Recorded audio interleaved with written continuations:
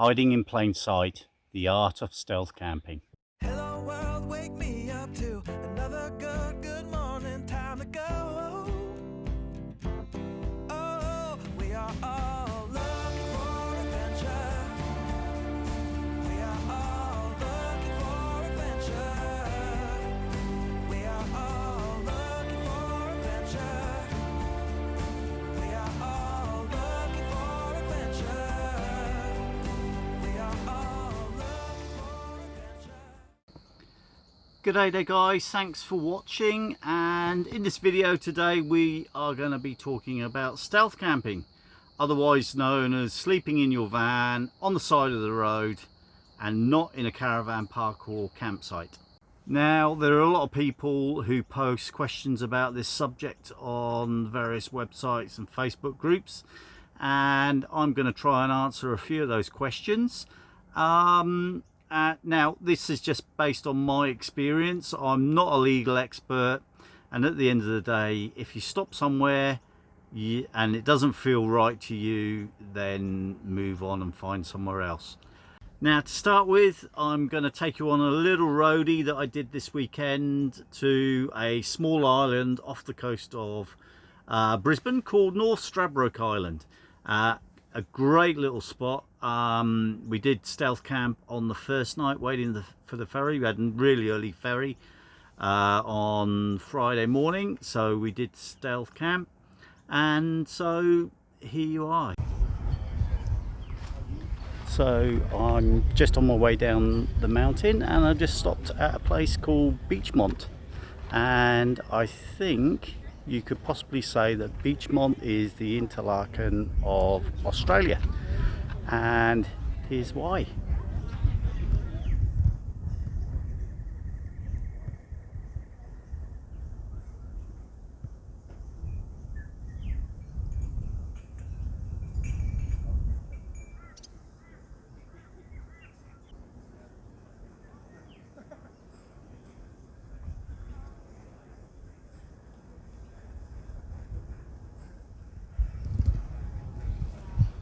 So we've probably got 10 or 12 paragliders up at the moment, and there has been looks like 10 landed already. Now, I did a bit of paragliding myself in Interlaken in Switzerland last year, and the video is just up there.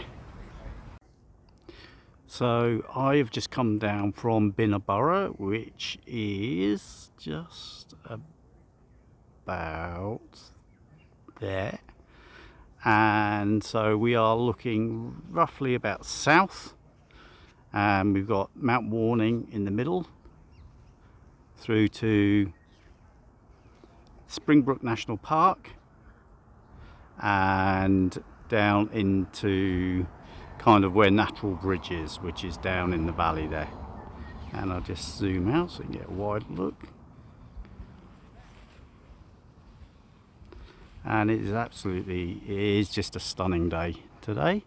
Probably mid-20s up here, and none of that humidity that you get down the coast. Anyway, let's get down there.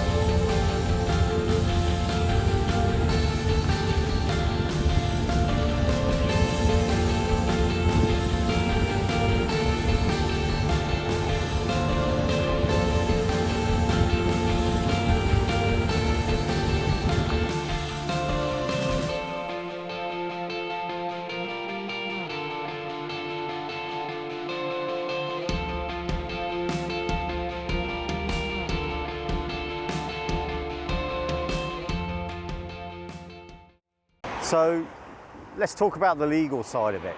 Now, like I say, I'm not a lawyer. I'm not giving you legal advice, I'm just giving you my understanding. Now, from what I can gather is, and from the websites that I looked at, that in Australia there is no federal law that prohibits you sleeping overnight in your vehicle. Now, there is a proviso to that, is that the laws are set by the state government and by the local councils.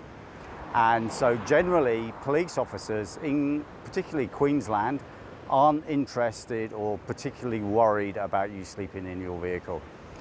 However, there is a proviso. Like I say, it is a state government and council regulations that prevent you from doing this, or they try to prevent you from doing this.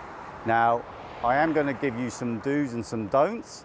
And first up, the biggest don't is do not leave a mess and do not make a noise.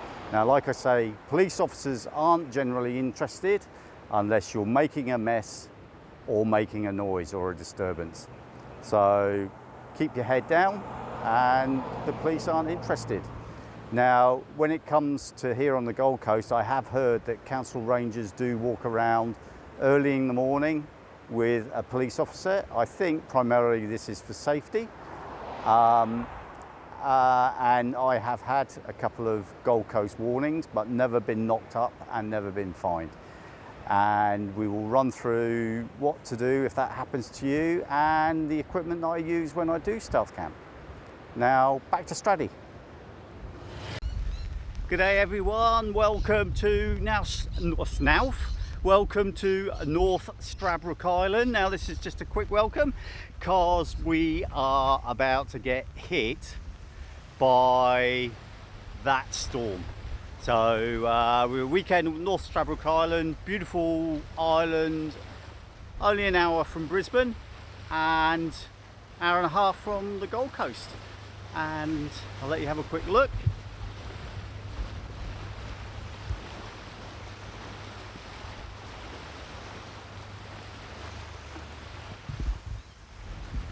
And like I say, we are about to get hit by that storm, so I'm going to go and take cover. I'll speak to you later.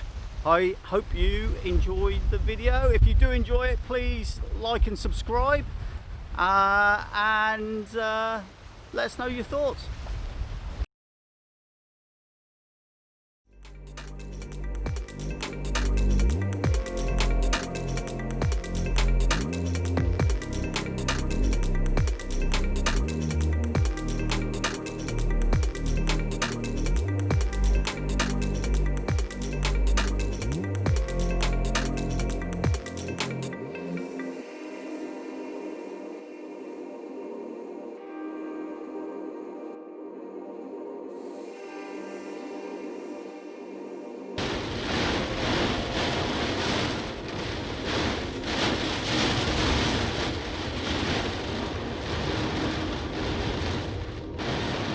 It's a doozy.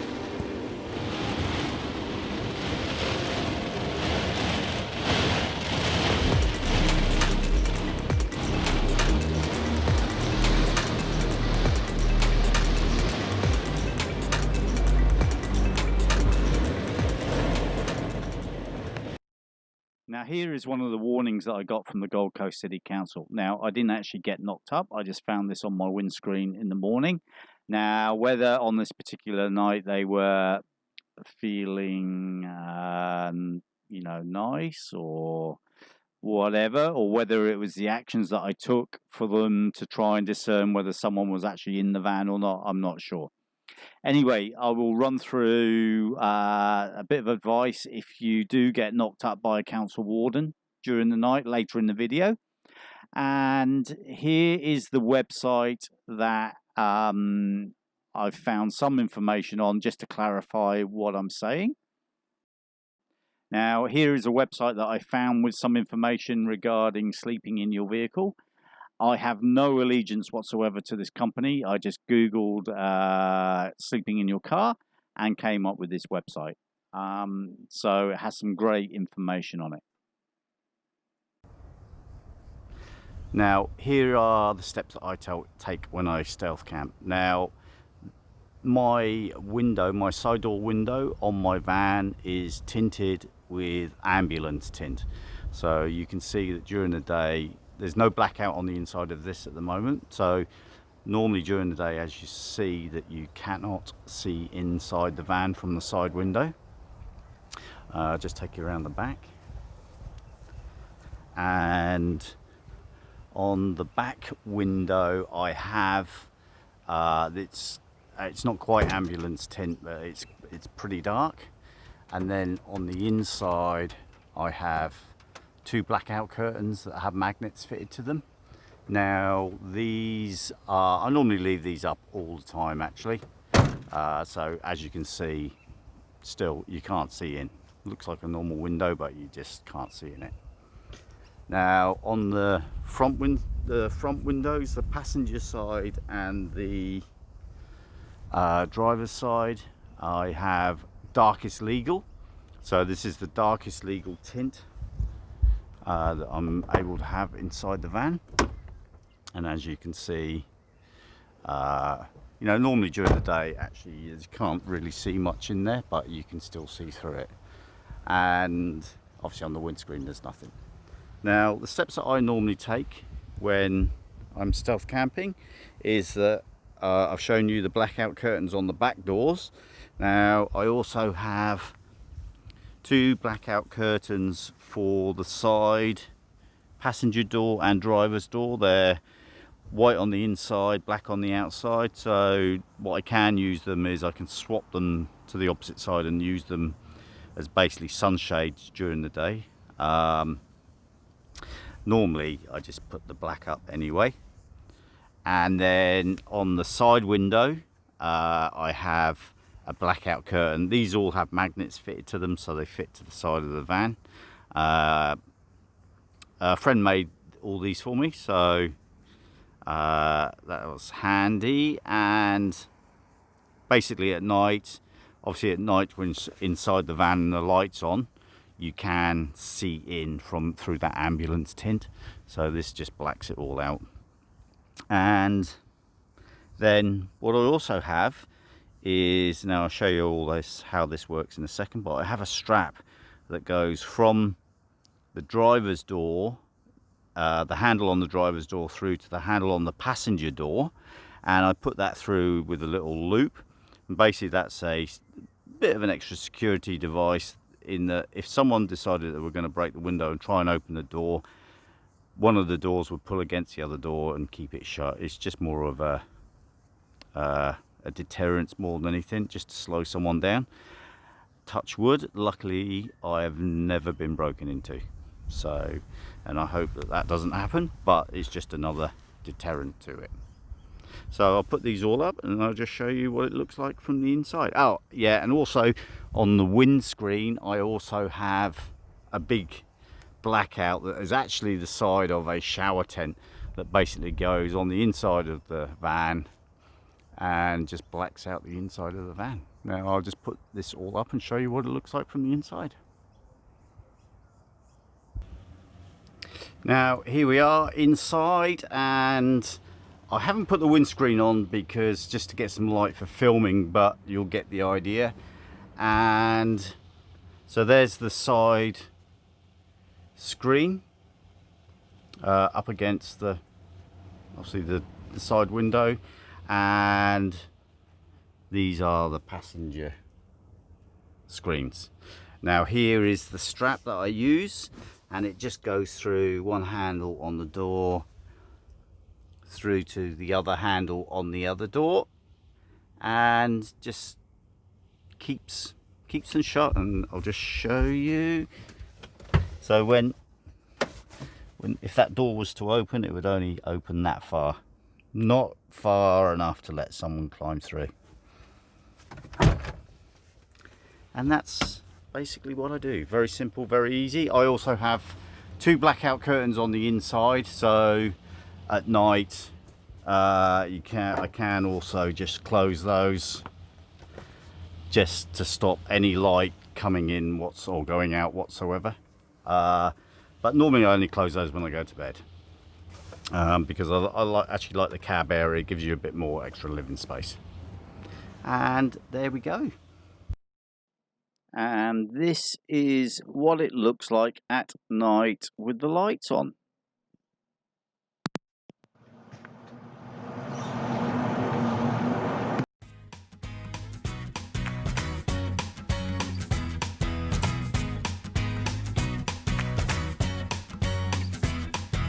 Ride through life.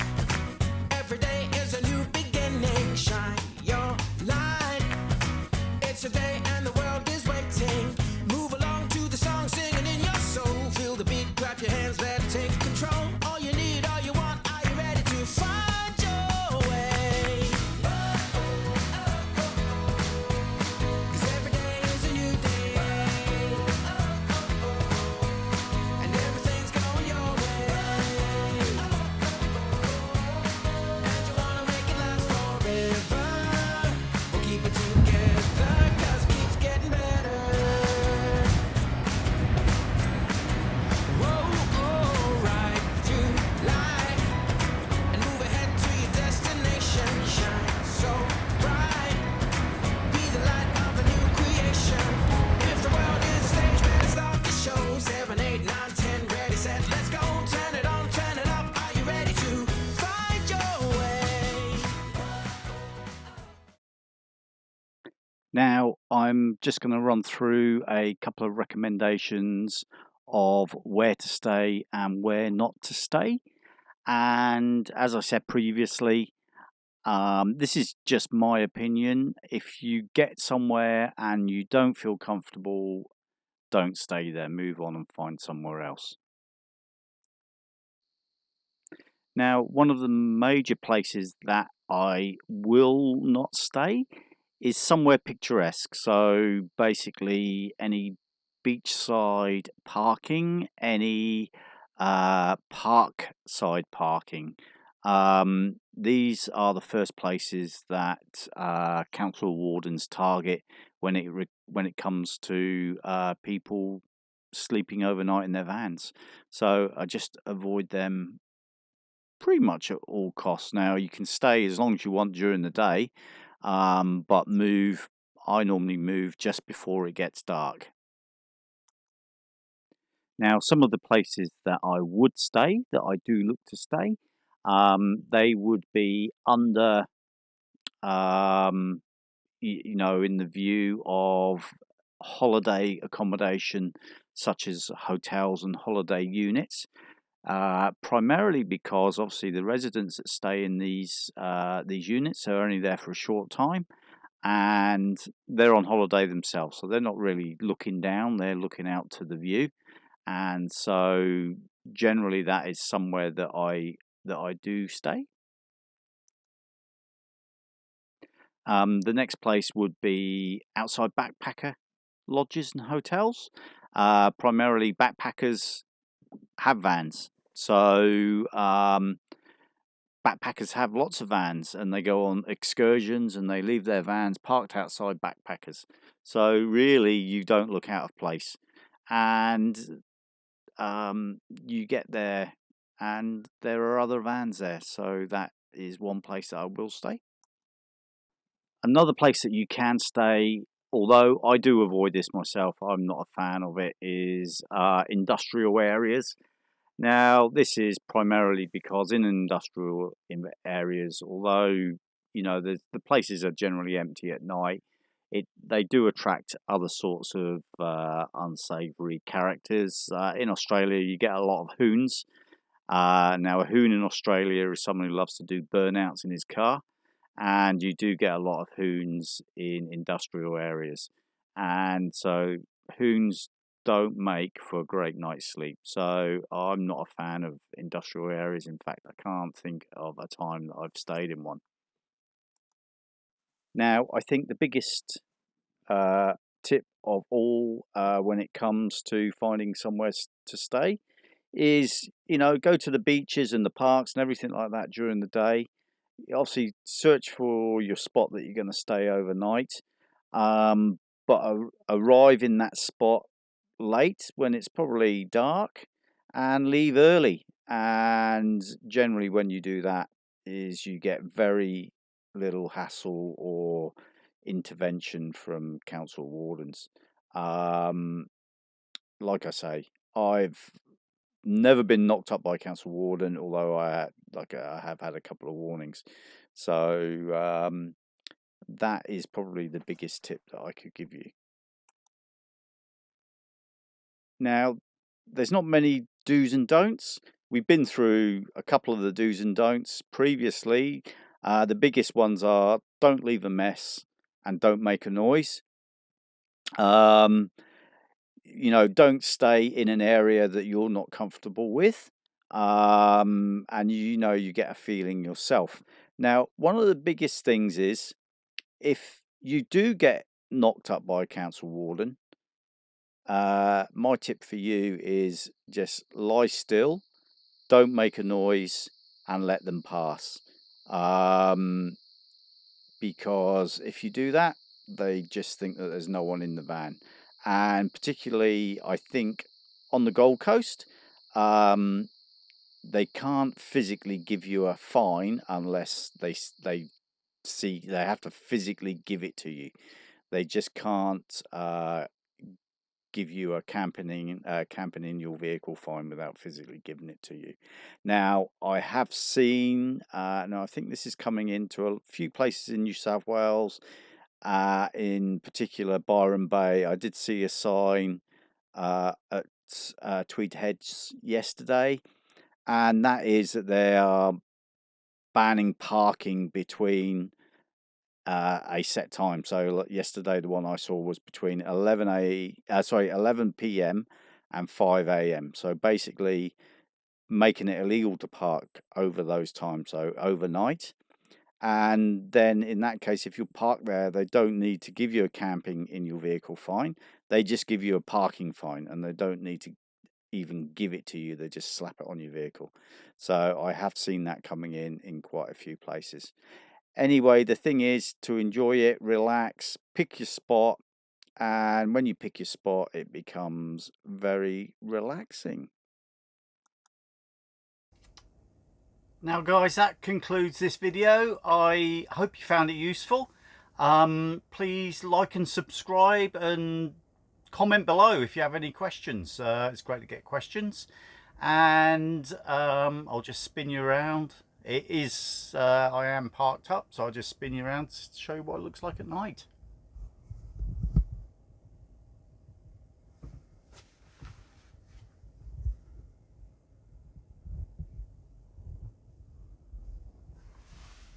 So once again, thanks for watching guys, and I will see you again in the next video.